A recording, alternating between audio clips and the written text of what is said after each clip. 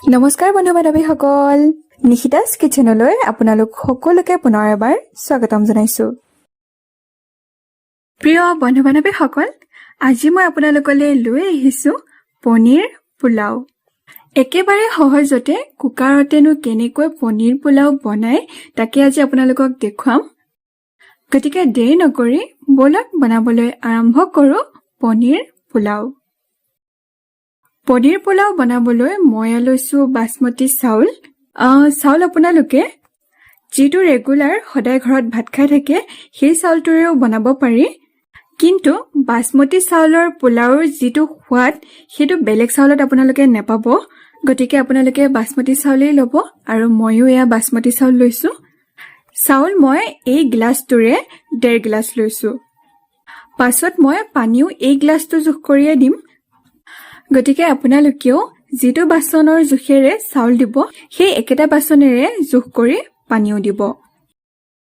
এতিয়া চাউলখিনি 2-3 বাৰ ভালদৰে পানীৰে ধুই ল'ম।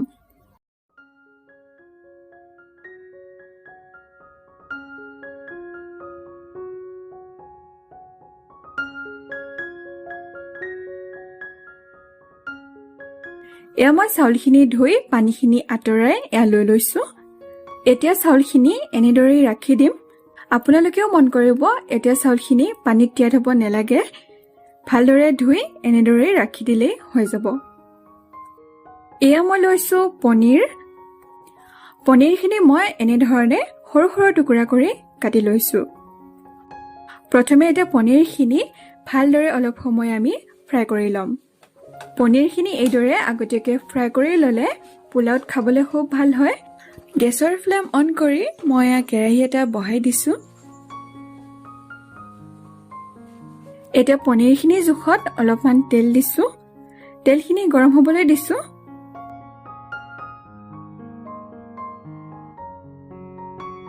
তেলখিনি ভালদৰে গৰম হোৱাত ইয়াতে পনীৰৰ টুকুৰাখিনি দি দিছো।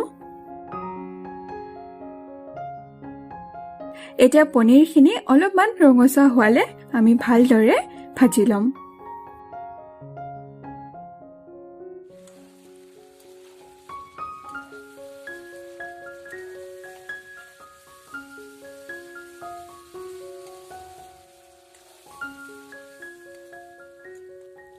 এয়া পনীৰখিনি ভালদৰে ভাজি ললো।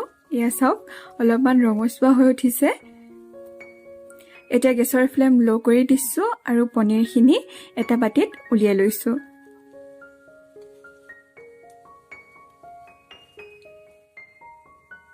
এয়া আটাইখিনি ভাজি লোৱা পনীৰ মই বাটি এটাত উলিয়াই ললো। এতিয়া কেৰাহীটো আঁতৰাই মই কুকাৰ এটা জুইত বহাই দিছো। প্ৰথমে এয়া কুকিং অইল দিছো 2 চামুচ। তেলখিনি গৰম হৈছে, ইয়াতে এতিয়া দিছো আধা চামুচ গোটা জিৰা। জিৰাখিনি ফুটিবলৈ লৈছে। তাৰ পাছত ইয়াতে দিছো 2টা তেজপাত, 1/2 ডালচেনি, 2টা লং আৰু 3টা ইলাইচি। আটাইখিনি দি দিছো আৰু 1 মিনিটমান ভালদৰে লৰাই ল'ম।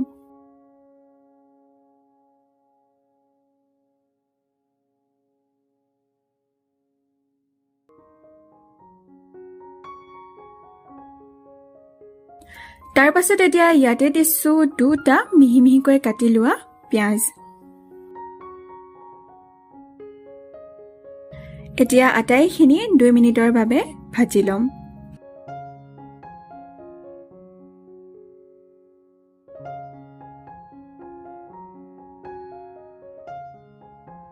দুই মিনিট ভাজি লোৱাৰ পাছত এতিয়া ইয়াতে দিছো 1 চামুচ আদা নহৰুৰ পেষ্ট।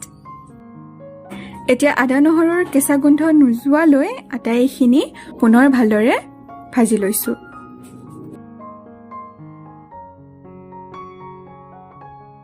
এইখিনি ভাজি হৈছে। এতিয়া ইয়াতে দিছো এয়া কেইটামান কাজু।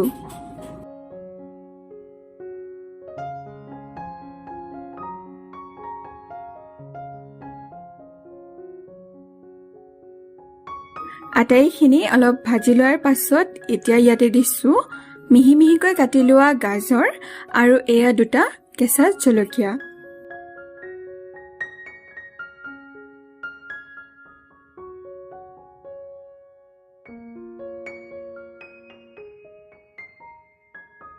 এইখিনি লৰাই লৈ এতিয়া ইয়াতে দিছো কাটি লোৱা ফ্ৰেছ বিন। আপোনালোকে ইয়াতে গ্ৰীণ মটৰো দি দিব পাৰে।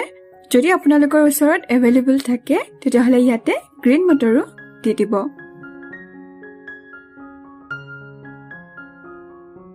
আটাইখিনি অলপ সময় ভাজি লোৱাৰ পাছত এতিয়া মই ইয়াতে ধুই ৰখা চাউলখিনিও দি দিছো।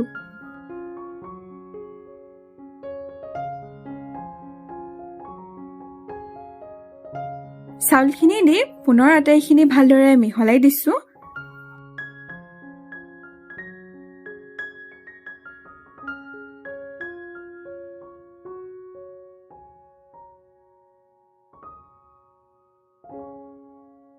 এয়া মই দিছো অলপমান চিলি পাউডাৰ আৰু লগতে এয়া দিছো সোৱাদ অনুযায়ী নিমখ। মই এয়া অকল চিলি পাউডাৰে দিছো। যদি আপোনালোকে আৰু বেলেগ মছলা তেনেকে দিব বিচাৰে তেতিয়াহ'লে আধা চামুচ গৰম মছলা ইয়াতে দি দিব। আটাইখিনি ভালদৰে এবাৰ মিহলাই ললো। তাৰ পাছত এতিয়া ইয়াতে মই পানী দিম। পানী কিমানখিনি দিম আপোনালোকে চাই লওক। যিটো গ্লাছেৰে চাউল জুখিছিলো সেই একেটা গ্লাছেৰে মই এতিয়া পানীও দিম। চাউল দিছিলো মই এই গ্লাছটোৰে 1.5 গ্লাছ। এতিয়া মই পানী দিম এই একেটা গ্লাছেৰে 2.5 গ্লাছ।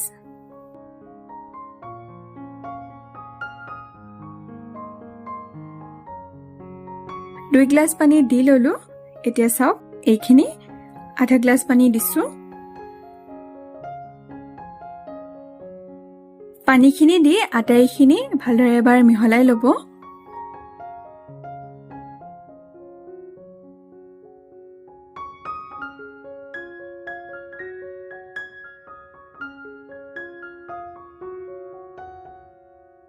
আটাইখিনি হৈ গৈছে। এতিয়া মই ইয়াতে ভাজি ৰখা পনীৰখিনি দি দিছো।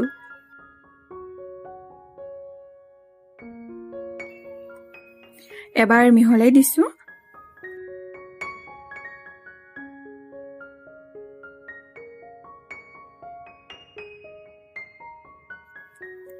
এতিয়া মই কুকাৰৰ ঢাকনিখন বন্ধ কৰি দিছো আৰু পনীৰ পোলাও ভালদৰে হ'বলৈ এটা চিটি অহালৈকে হাই ফ্লেমত ৰাখি দিম।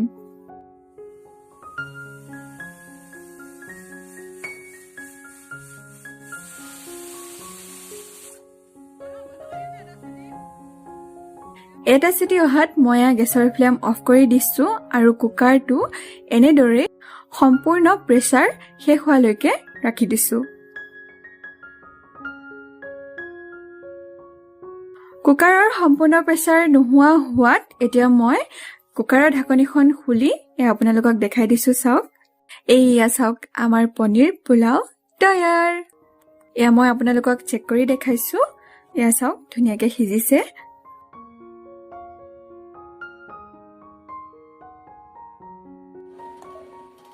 পনীৰ পোলাও এয়া মই গৰমে গৰমে চাৰ্ভ কৰিছো।